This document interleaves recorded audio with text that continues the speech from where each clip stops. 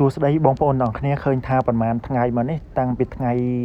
ទី11ខែ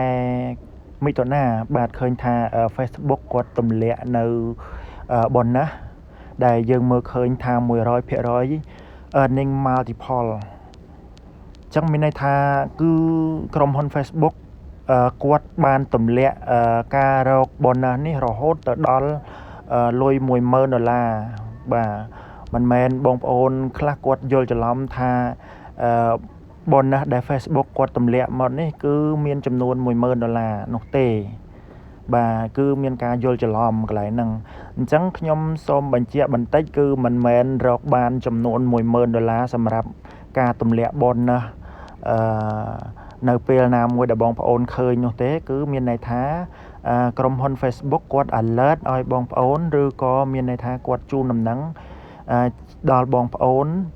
ឲ្យបានដឹងថាការរកចំនួន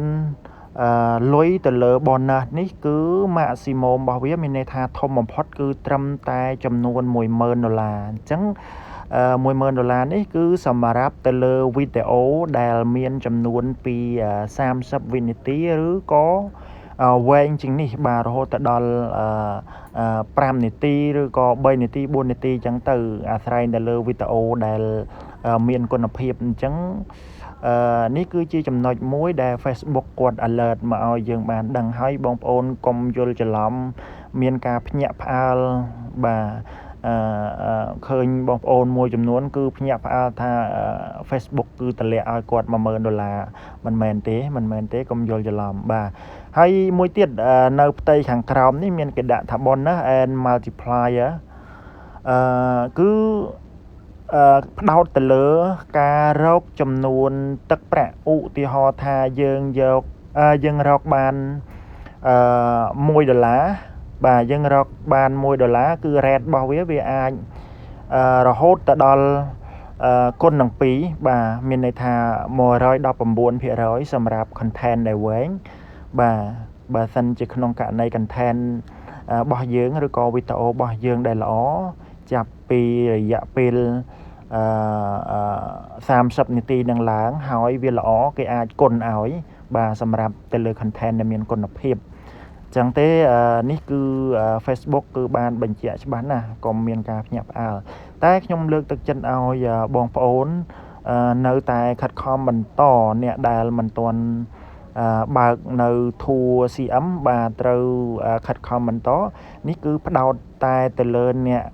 ដែលបើកនៅ Tour CM បាទសម្រាប់Facebook page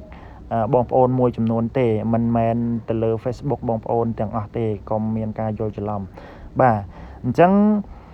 ខ្ញុំចែករំលែកនេះគឺសម្រាប់បងប្អូនដែលគាត់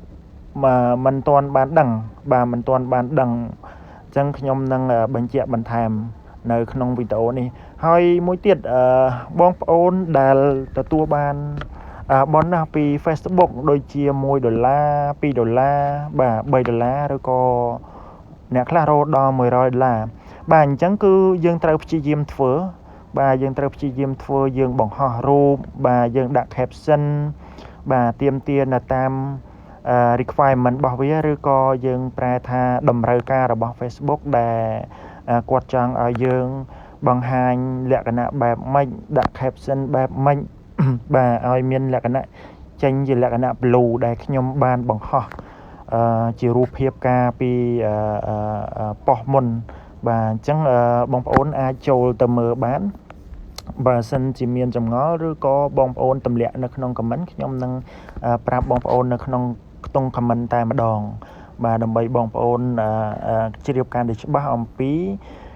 ការបង្ហោះទៅដើម្បីឲ្យជាប់នៅក្នុង bonus បាទព្រោះអី bonus គាត់ពេលបង្ហាញមកបាទផ្ទាំង bonus ពេលបង្ហាញមកគឺតម្រូវឲ្យយើងបង្ហោះរូបខ្លះទៅ6សន្លឹកខ្លះទៅ8សន្លឹកអាស្រ័យនៅលើតម្រូវការរបស់ក្រុមហ៊ុន Facebook អញ្ចឹងនេះគឺជាអ្វីដែលខ្ញុំនឹងបង្ហាញទៅកាន់បងប្អូនទាំងអស់គ្នាក៏ដូចជាចែករំលែកនៅចំណេះដឹងដែលខ្ញុំយល់ឃើញ bà chẳng nhưng mà lệch mà đòn hai mà đòn tiết không miền ca vô chờ lòng bà không miền ca vô chờ lòng